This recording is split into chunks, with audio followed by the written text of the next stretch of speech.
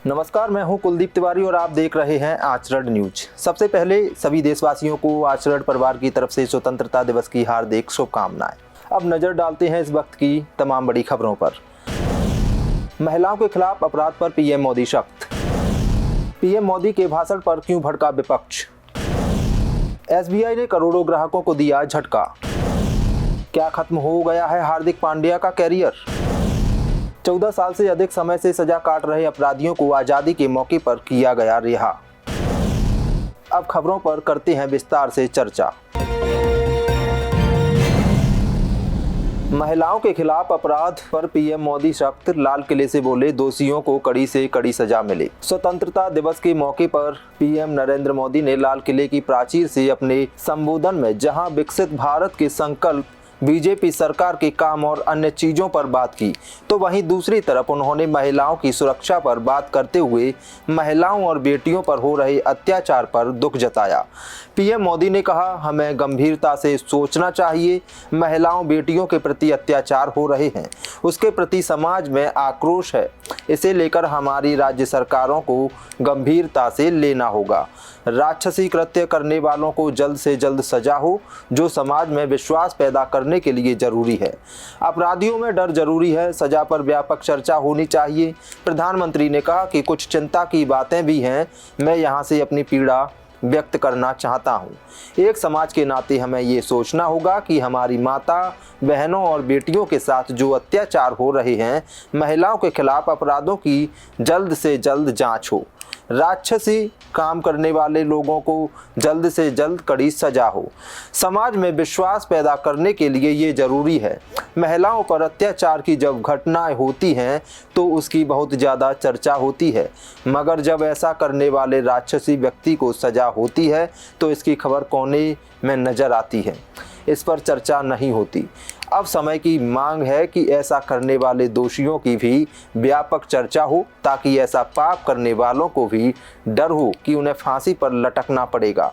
मुझे लगता है कि ये डर पैदा करना जरूरी है। पीएम मोदी ने अपने कार्यकाल में कानून में किए गए बदलावों का भी जिक्र किया। उन्होंने कहा कि सदियों से हमारे पास जो क्रिमिनल लॉ थे, उन्हें हम न्याय संहिता के रूप में लाए हैं। इसके मूल में दंड नहीं, नागरिक को न्याय के भेदभाव को हमने प्रबल बनाया है। मैं हर स्तर पर सरकार के प्रतिनिधियों और जनप्रतिनिधियों से आग्रह करता हूं कि हमें मिशन मोड में ईज ऑफ लिविंग के लिए कदम उठाने चाहिए। पीएम मोदी के भाषण पर क्यों भड़का विपक्ष। यूसीसी पर ऐतराज, यह विभाजनकारी भाषण।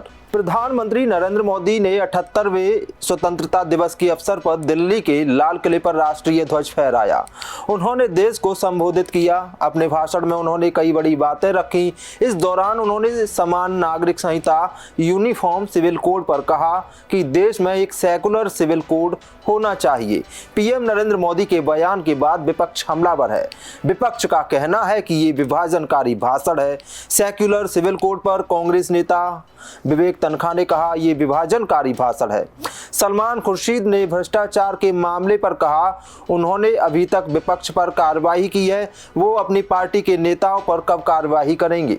सेक्युलर सिविल कोड को लेकर उन्होंने कहा कि संविधान सर्वोपरि है, संविधान जो इजाजत देगा वही होगा। इसके अलावा सुप्रिया सुले ने कहा, यह बीजेपी नहीं एनडीए की सरकार है, इसलिए PM Modi secular civil code की बात कर रहे हैं। यूसीसी को लेकर अपने संबोधन में पीएम मोदी ने कहा, हमारे देश के सर्वोच्च न्यायालय ने समान नागरिक संहिता पर लगातार विचार विमर्श किया है और निर्देश जारी किए हैं।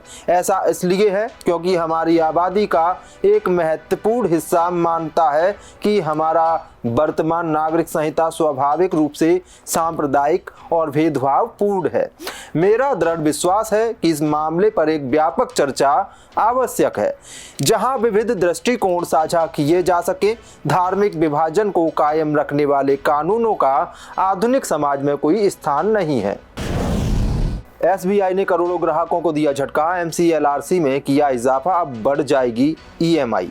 भारत के सबसे बड़े पब्लिक सेक्टर बैंक भारतीय स्टेट बैंक ने स्वतंत्रता दिवस के दिन करोड़ों ग्राहकों को झटका देते हुए अपने marginal cost of lending rate में इजाफे का फैसला किया है। बैंक ने अपने अलग अलग अवधि के MCLR में 10 बेसिस पॉइंट की बढ़ोतरी का ऐलान किया है। नई दरें आज 2024 से लागू हो चुकी हैं। बता दें, marginal cost of lending rates वे दरें होती हैं जिससे नीचे बैंक ग्राहकों को लोन नहीं दे सकता। MCLR में बढ़ोतरी के फैसले के बाद ग्राहकों के home loan, car loan, education loan जैसे कई तरह के कर्ज महंगी हो गए हैं। स्टेट बैंक ऑफ इंडिया ने overnight marginal cost of landing rates में 10 बेसिस पॉइंट्स की बढ़ोतरी की और यह 8.10% से बढ़कर 8.20% पर पहुंच गया है। वहीं एक महीने का MCLR 8.35% से बढ़कर 8.45% तक पहुंच गया है। 3 महीनों का MCLR 8.40% से बढ़कर 8.50% पर पहुंच गया है। 6 महीने का MCLR 8.75% से बढ़कर 8.85% और 1 साल का MCLR 8.85% से बढ़कर 8.95% पर पहुंच गया है। 2 साल का MCLR 8.95% से बढ़कर 9.05% और 3 साल का MCLR 9.00% से बढ़कर 9.10% पर पहुंच गया है। सस्ते कर्ज की उम्मीद लगाए करोड़ों ग्राहकों को SBI लगातार झटके दे रहा है।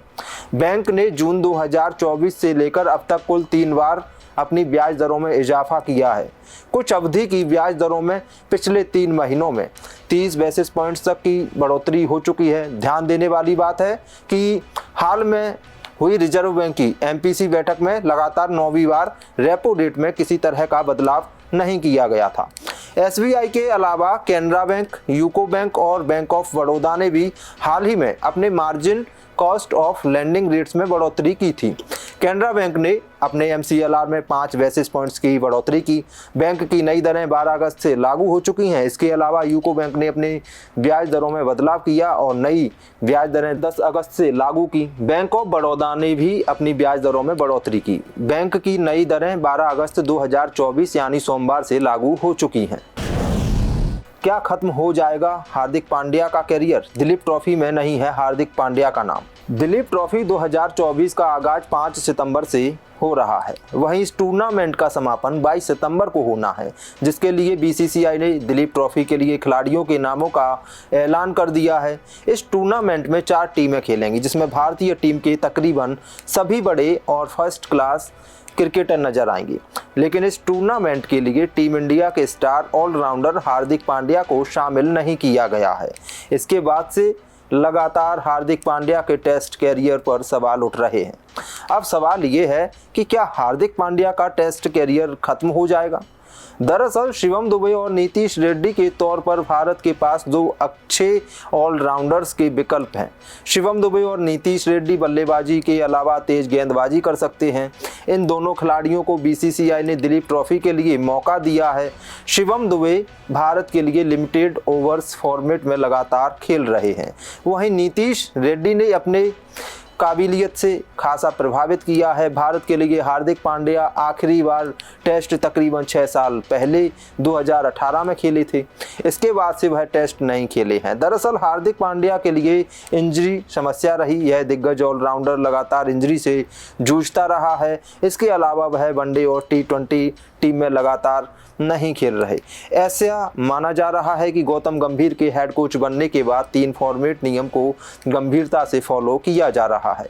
इस नियम के तहत संबंधित खिलाड़ी को किसी विशेष फॉर्मेट के लिए चुना जाता है। उदाहरण के तौर पर सूर्य कुमार यादव श्रीलंका दौरे पर T20 सीरीज में खेलें, लेकिन वनडे सीरीज में मौका नहीं मिला। अगर हार्दिक पांड्या के साथ भी ऐसा हुआ तो वह वनडे और T20 फॉर्मेट में ही खेलते नजर आ सकते हैं। 14 साल से अधिक समय से सजा काट रहे अपराधियों को आज़ादी के मौके पर किया गया रिहा। 4 दीवारी से बाहर निकल कैदियों ने राहत की सांस ली। ग्वालियर सेंट्रल जेल में पिछले 14 वर्षों से अधिक समय से हत्या के मामले में जेल में सजा काट रहे 16 कैदियों को गुरुवार 15 अगस्त स्वतंत्रता दिवस के मौके पर आज़ादी मिल गई। उन्हें आज जेल से रिहा कर दिया गया है। भोपाल मुख्यालय से आए आदेशानुसार ग्वालियर जेल प्रबंधन की ओर से उनके अच्छे आचरण के चलते बाकी की सजा माफ कर दी गई है। गणतंत्र दिवस के मौके पर जेल से छूटने पर कैदियों की खुशी का ठिकाना नहीं रहा। जेल की 4 दीवारी से बाहर निकलकर कैदियों ने राहत की सांस ली। उन्होंने आज एक नए सामाजिक जीवन का संकल्प लिया और अपराध से तौबा कर लिया। कैदियों ने बताया कि उनकी एक गलती ने उन्हें कैसे जेल की 4 दीवारी में कैद रहने को मजबूर कर दिया था। जेल प्रबंधन ने उन्हें नए सामाजिक जीवन में अच्छे आचरण और व्यवहार रखने की सीख दी है और फूल माला पहनाकर उन्हें विदा किया है। देश दुनिया की सभी खबरें देखने के लिए जुड़े रहिए आचरण न्यूज से। आचरण न्यूज, हर कदम आपके साथ।